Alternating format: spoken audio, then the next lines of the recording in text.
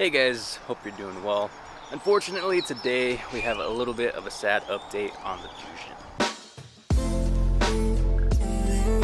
It's about to storm and someone's scared, but he wants to be brave on camera. Now nothing can scare you. This actually happened a little bit ago, but I've been busy with other projects, so I'm barely getting to it today. But I was filming a video with the Tahoe. I was doing the taillight install, and it was just a little too sunny and a little too windy, so I wasn't getting the best video or audio. I had the Fusion here in the garage, so I decided to pull it out and bring the Tahoe in and just film here in the garage. It'd be a lot easier.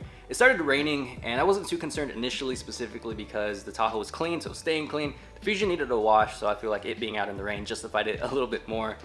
However, it started hailing shortly after that out of nowhere, and it was hailing very heavily. To the point me and my cousin were both very concerned, so we both ran to cover our vehicles. And as I was pulling the cover over the Fusion, it got caught on the antenna and busted it.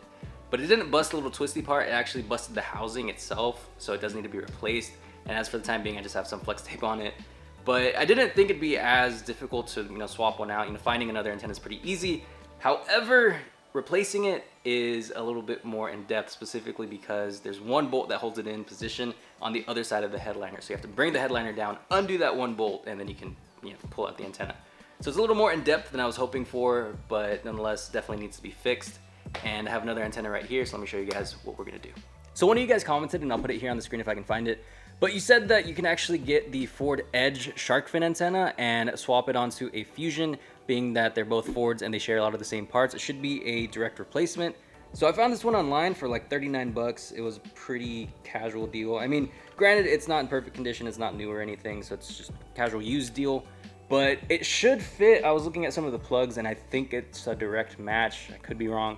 But nonetheless, if this works, this is actually a pretty inexpensive way to get a shark fin antenna on your car without having to go for like a new one. But nonetheless, if you are looking for a new one, I would definitely suggest going to cd3performance.com. They have some really nice shark fin antennas on there that are Fusion specific. So definitely check them out. You can see here that one bolt that holds it in position. That's literally it. So I'm just working my way up piece by piece from the seats to the panels. I am going to be removing the headliner as a whole to do some work with some fabric, but that's going to be another video. But as long as you can get the C-pillar, the roof handles, and the dome light out, that's all that holds the rear section of the headliner up. So I got all the pieces back here that hold the rear section of the headliner. We got the C-pillars, we got the pieces connected to the C-pillars, we got the roof handles, and the little dome light as well. If you pull down, the headliner will already come down a good bit. I haven't taken away any other pieces, but just kind of these pieces back here. It is a little dark, so let me see if I can get some light. But you can see the one bolt. I'm sorry, it's not the best shot, but I'm having a hard time just being here by myself. That's the one bolt that holds the antenna in position. So I can actually reach that with my hand, so you can actually do it just by removing these pieces and just going underneath. It's gonna be a little finicky, but you don't have to remove the entire headliner.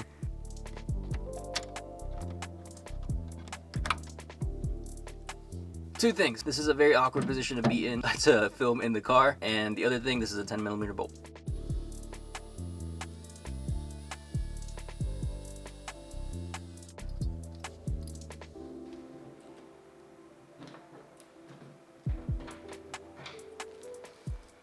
And there's the old antenna. I'm gonna clean this real quick. The air is now clean, so we can go ahead and get to installing the new shark fin antenna.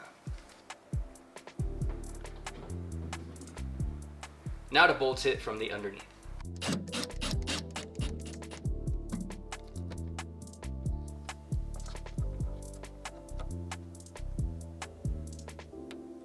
So a little hiccup. This stock antenna has 2 plugs, whereas the Ford Edge antenna only has 1. So I opened this up, it's just a handful of screws, and I'm gonna swap the internals. That way it's gonna be the factory equipment with a cool new housing. And there we go, shark fin antenna installed. It looks really good. Honestly, why Ford didn't just do this from the start, I have no idea, but definitely a lot sleeker. And this way you don't have that really long twisted extension sticking out. This does look really clean. It came out pretty easily, but granted, I gotta believe it's because I had already done it before, so I kind of loosened them up. But nonetheless, all I really need to do now is just test it out, make sure everything still works. But I'm gonna go ahead and do that tomorrow when I drive around a little bit, just because I'm kind of enclosed right here, so it's not gonna get the best signal. But nonetheless, looks pretty good, and it was only 39 bucks.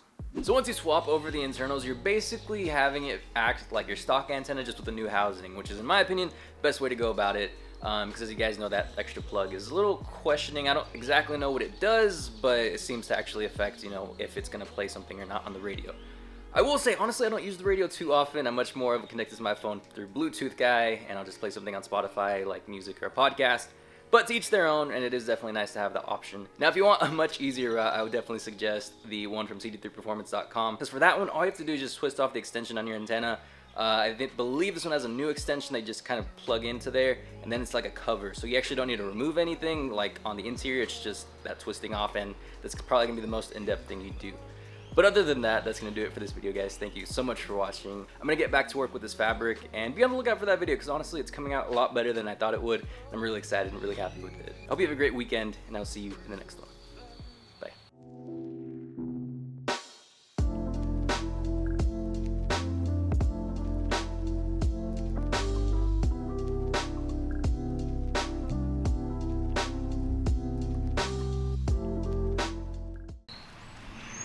Thor, what are you doing? Why did you get up there?